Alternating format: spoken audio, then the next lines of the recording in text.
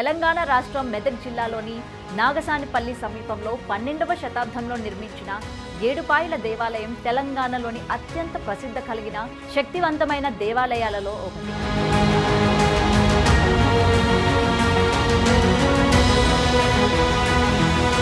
మంజీర నది ఏడుపాయలుగా ప్రవహిస్తూ ఈ ప్రదేశంలో సంగమిస్తోంది.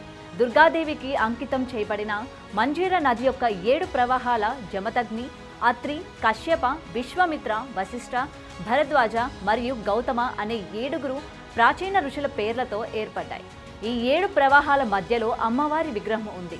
వర్షాకాలంలో నది నీరు ఎత్తుగా ప్రవహించి అమ్మవారి పాదాలకు చేరుకుంటోంది.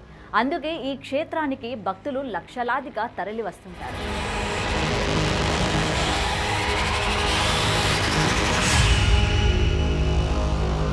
అయితే గత 3 రోజులుగా కురుస్తున్న భారీ వర్షాల కారణంగా ఏడుపాయల వనదుర్గ అమ్మవారి ఆలయం చుట్టూ మంజీర నది ఉగ్రరూపం దాల్చింది.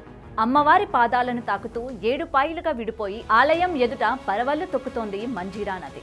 అయితే ముందస్తుగానే ఆలయ గర్భగుడి మూసివేయడంతో రాజగోపురంలో ఉత్సవ విగ్రహానికి పూజలు చేస్తున్నారు అక్కడ అర్చకులు. గంగమ్మ శాంతిని వర్షాలు తగ్గే వరకు భక్తులు దుర్గమ్మ అమ్మవారిని దర్శనానికి రావద్దని పోలీసుల శాఖ హెచ్చరికలు జారీ చేశారు. ఏది ఏమైనా ఆలయం వద్ద అద్భుత దృశ్యం చూపరులను కనువిందు చేస్తుండడంతో ఎలాంటి సందేహం లేదు.